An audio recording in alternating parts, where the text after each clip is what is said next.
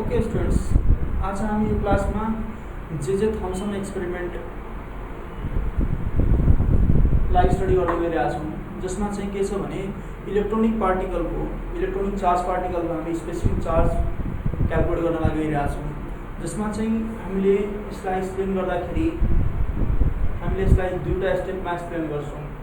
एउटा चाहिँ यसको एक्सपेरिमेन्टल अरेन्जमेन्ट हो, जो एक्सपेरिमेन्टल अरेन्जमेन्टमा हामीलाई कुन एपारेटसहरू चाहिन्छ यसको स्पेसिफिक चार्ज पत्ता लगाउनको लागि। अनि सेकेन्डमा चाहिँ हामी म्याथमेटिकली यसलाई जो डिराइभ गर्छौँ त्यसको लागि हामीले थ्योरी गर्नुपर्ने हुन्छ। त एउटा चाहिँ एक्सपेरिमेन्टल अरेन्जमेन्ट हुन्छ, एउटा थ्योरी, दुईवटा पार्टमा यसलाई हामीले एक्सप्लेन गर्नुपर्ने हुन्छ। त थ्योरी यसको फर्स्टमा चाहिँ हामीले जस्तो यो जे Thomson experiment to determine the specific charge E by M जो छ त्यसमा हामी एक्सपेरिमेन्टल अरेन्जमेन्टको कुराकानी गर्छौँ भने यो एपारेटसमा यो भनेको चाहिँ हाम्रो डिस्चार्ज ट्युब हो, जसलाई इभ्याक्युएटेड ट्युब भन्छ। यो भनेको हाम्रो के हो? इभ्याक्युएटेड ट्युब हो, इभ्याक्युएटेड ट्युब। र यो डटेड लाइन जो छ त्यो डटेड लाइनले हाम्रो म्याग्नेटिक फिल्डलाई एक्सप्रेस गर्छ। म्याग्नेटिक फिल्ड यो हाम्रो फ्लुओरेसेन्ट स्क्रिन हो, यो भनेको क्याथोड हो, यो एनोड हो। यो भनेको र यसमा चाहिँ के छ भने यो दुईटा प्यारलल प्लेट्स हो, जो प्यारलल प्लेट्सले के गर्छ भने यो इभ्याक्युएटेड ट्युबमा इलेक्ट्रिक फिल्ड एप्लाई गर्ने काम गर्छ। र यो डटेड लाइन भनेको के हो? म्याग्नेटिक फिल्ड हो, जो चाहिँ म्याग्नेटको दुईटा पोलले क्रिएट गर्ने काम गर्छ।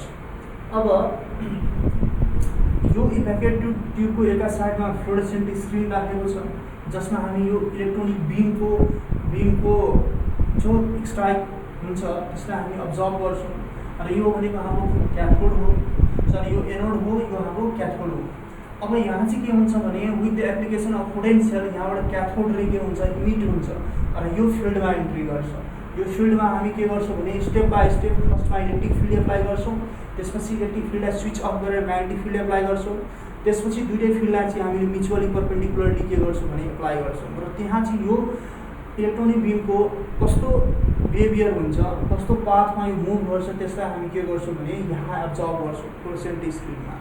त अब यहाँ के छ भने एक्सपेरिमेन्टल अरेन्जमेन्टमा हामीले कुराकानी गर्दाखेरि के भने इभ्याक्युएटेड ट्युब जसमा इलेक्ट्रिक फिल्ड र म्याग्नेटिक फिल्ड एप्लाई गर्नको लागि चाहिँ अरेन्जमेन्टमा राखिएको हुन्छ, त्यसको एका साइडमा हाम्रो फ्लुओरेसेन्ट स्क्रिन हुन्छ जसमा चाहिँ इलेक्ट्रोनिक बीमको अब्जर्भेसन गर्छ। र एका साइडमा के हुन्छ? ट्युब जो हुन्छ त्यो ट्युबको क्याथोड र एनोड प्रोभाइड गरेका हुन्छ। जो क्याथोड भनेको के हो?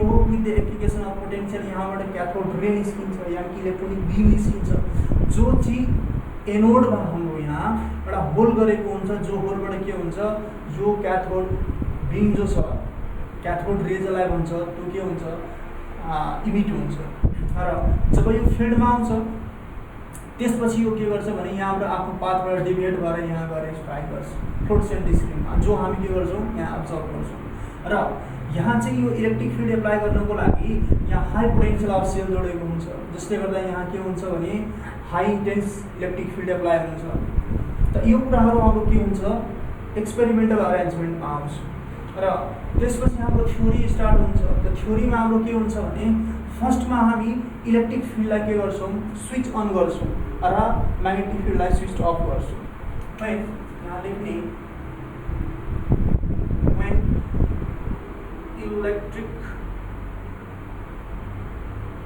electric field is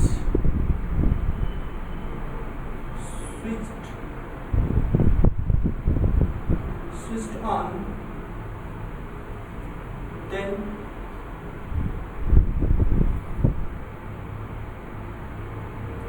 Fe equal to E into E हुन्छ। यो भनेको चाहिँ जति बेला इलेक्ट्रिक फिल्ड स्विच अन गरेको हुन्छ त्यति बेला यो इलेक्ट्रोनिक बीमले के गर्छ? इलेक्ट्रिक फोर्सको एक्सपिरियन्स गर्छ, जो भनेको के हुन्छ? Fe इक्वल टु यो इलेक्ट्रिक फोर्स हो, electric force equal to electric field intensity into charge of electronic beam हुन्छ। यसलाई हामी के गर्न सक्छौँ भने E equal to V by डीमा पनि यसलाई ब्रेक गर्न सक्छौँ हामी। यो भनेको इक्वेसन 1 हो। अब यो इक्वेसन 1 पछि हामी के गर्छौँ भने यसमा म्याग्नेटिक फिल्ड एप्लाई गर्छौँ। त्यसपछि के गर्छौँ भने when magnetic field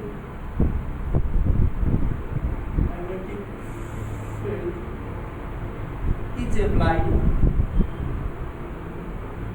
एप्लाइड त्यसपछि म्याग्नेटिक फोर्स भनेको के हुन्छ BEV हुन्छ यो म्याक्सिमम फोर्स है यो म्याक्सिमम फोर्स हो र त्यसपछि के गर्छौँ भने यसमा दुईटै फिल्डलाई एप्लाई गरिन्छ when both fields are applied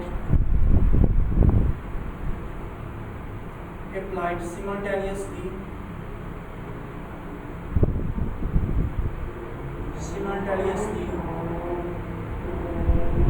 in order to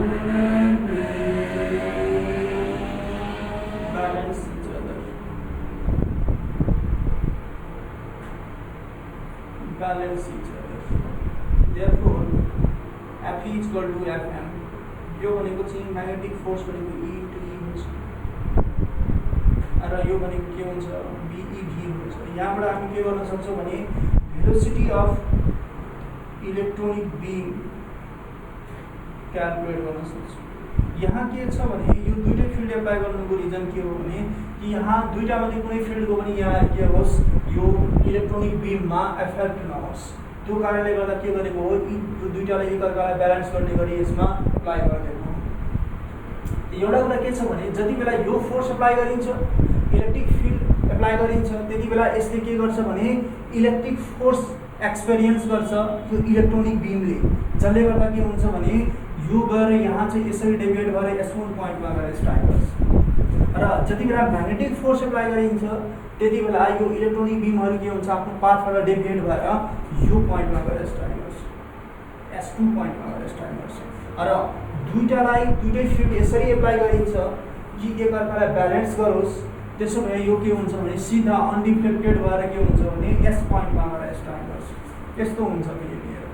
त यसरी चाहिँ हामीले यहाँसम्म यसको इलेक्ट्रोनिक बीमको चाहिँ भेलोसिटी यसरी क्यालकुलेट गर्छौँ र यहाँबाट इलेक्ट्रोन्सहरू जब यहाँ गएर स्ट्राइक गर्छ विथआउट एनी डिफ्लेक्सन त्यति बेला के हुन्छ भने यसको काइनेटिक एनर्जी जो स्टोर्ड हुन्छ त्यो वर्क डनबाट जो स्टोर्ड हुन्छ त्यो भनेको कस्तो हुन्छ भने since kinetic energy equal to work done हुन्छ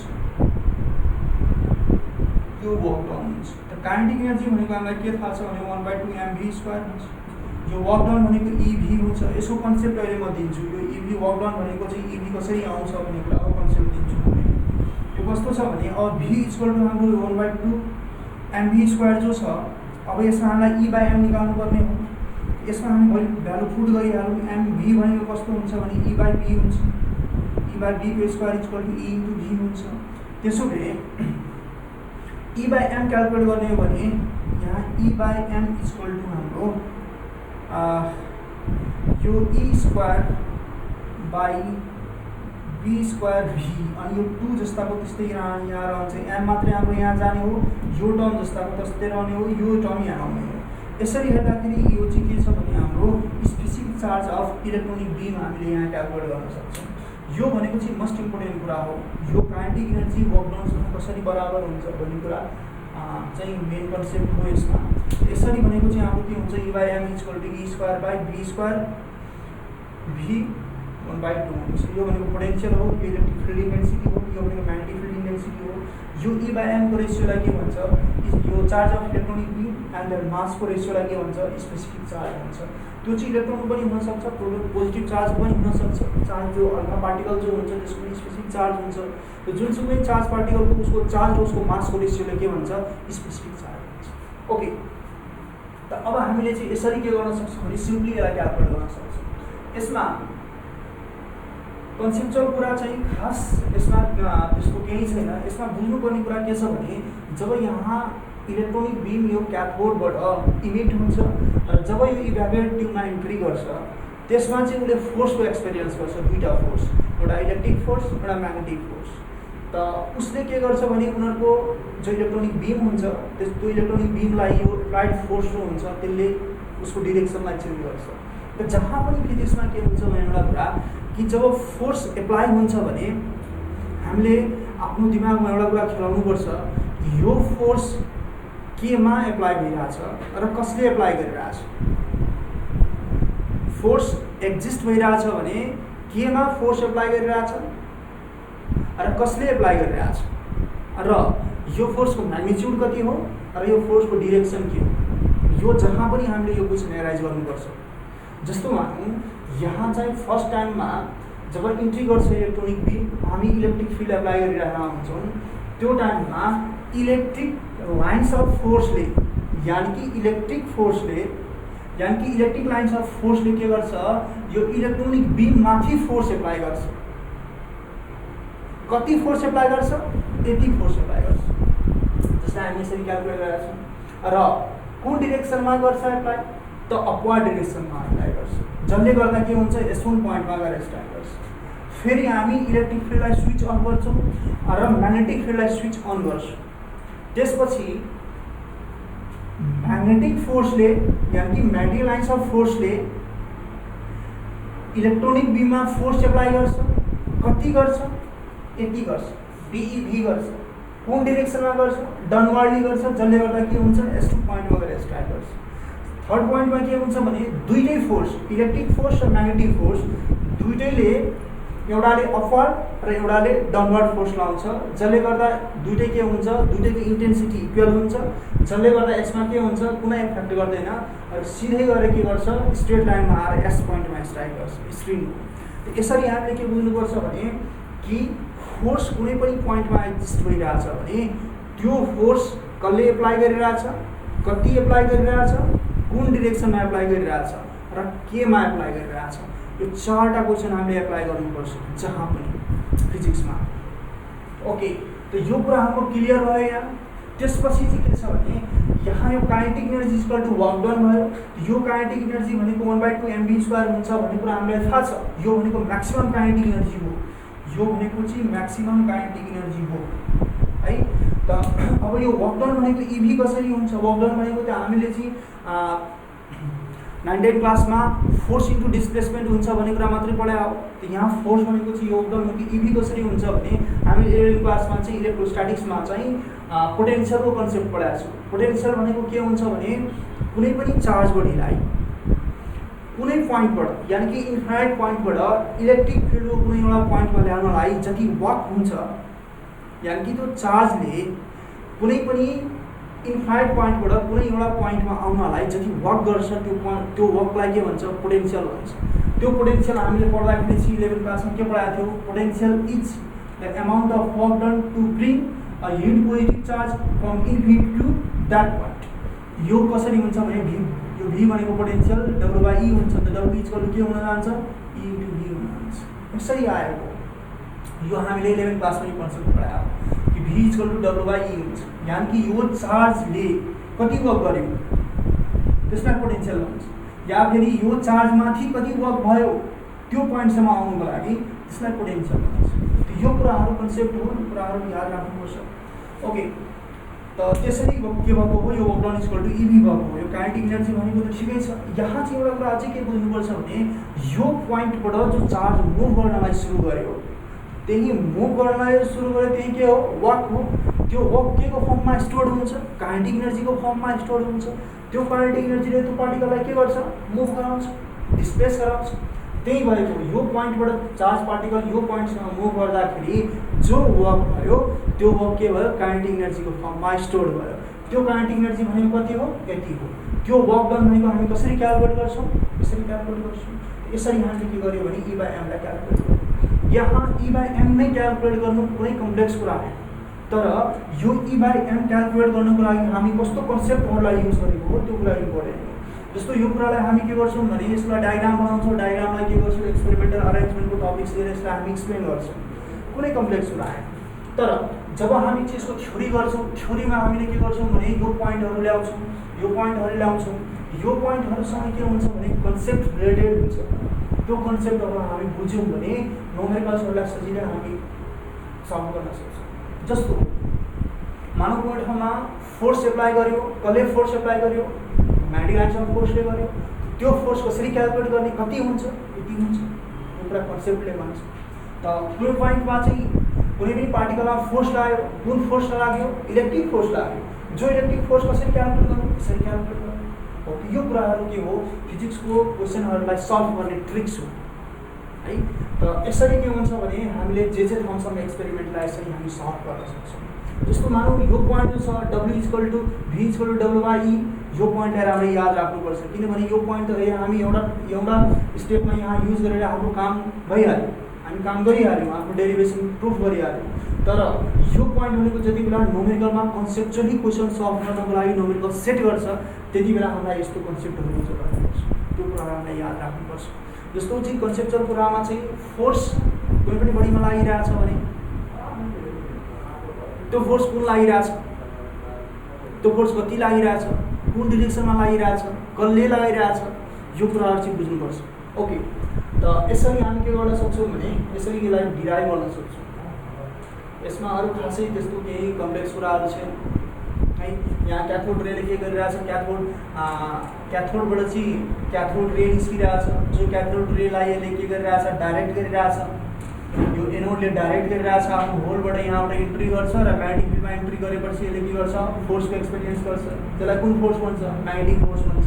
जति बेला म्याग्नेटिक फिल्ड एप्लाई गरिरहेछ र जति बेला इलेक्ट्रिक फिल्ड एप्लाई गरिरहेछ त्यति बेला के गर्छ, इलेक्ट्रिक फोर्सको एक्सपिरियन्स गर्छ, जसले गर्दा S1 पोइन्टमा स्ट्राइक गर्छ। म्याग्नेटिक फिल्ड एक्सपिरियन्स गरेको बेलामा चाहिँ यो S2 पोइन्टमा गएर स्ट्राइक गर्छ। दुईटै काउन्टर फोर्स लाग्यो भने एकअर्कालाई ब्यालेन्स गर्ने गरी फोर्स फिल्ड एप्लाई गर्यो भने यो के हुन्छ, S पोइन्टमा गएर स्ट्राइक गर्छ। जो फोर्स चाहिँ स्क्रिनमा के गर्छौँ हामी अब्जर्भ गर्छौँ, यो कुरा छ। त्यसपछि इलेक्ट्रिक फोर्स भनेको यति हुन्छ, म्याग्नेटिक फोर्स भनेको यति हुन्छ। दुईटैले एकअर्कालाई ब्यालेन्स गर्यो भने यसरी भेलोसिटी निकाल्न सकिन्छ। र यहाँबाट इलेक्ट्रोन यहाँबाट त्यो मुभ गर्न थाल्छ पोटेन्सियलले गर्दा। जब पोटेन्सियल एप्लाई हुन्छ यसमा, यो ब्याट्रीको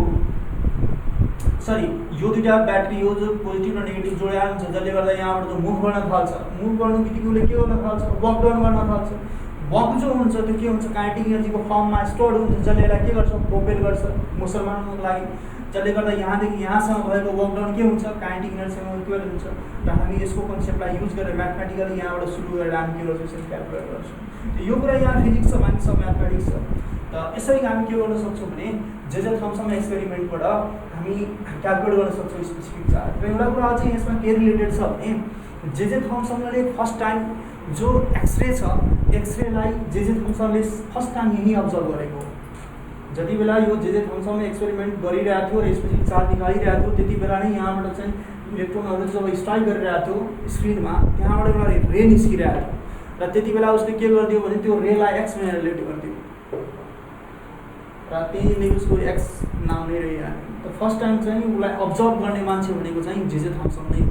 त्यसपछि चाहिँ कलेजले चाहिँ उसलाई एक्सपेरिमेन्टली चाहिँ अरेन्जमेन्ट गरेर चाहिँ एक्सपेरिमेन्टल भेरिफिकेसन दिएको हो। इन्डस्ट्रियल मेथडमा लार्ज स्केलमा कसरी प्रड्युस गर्ने भन्ने कुरा पछि गएर आएको त्यो कलेजले त्यो यो कुराहरू छ जे थम्सन एक्सपेरिमेन्टमा है। अब यसपछि हामी के गर्छौँ भने यो च्याप्टरमा रिलेटेड न्युमेरिकल्सहरू गर्छौँ है यस क्लासमा। Okay, thank you.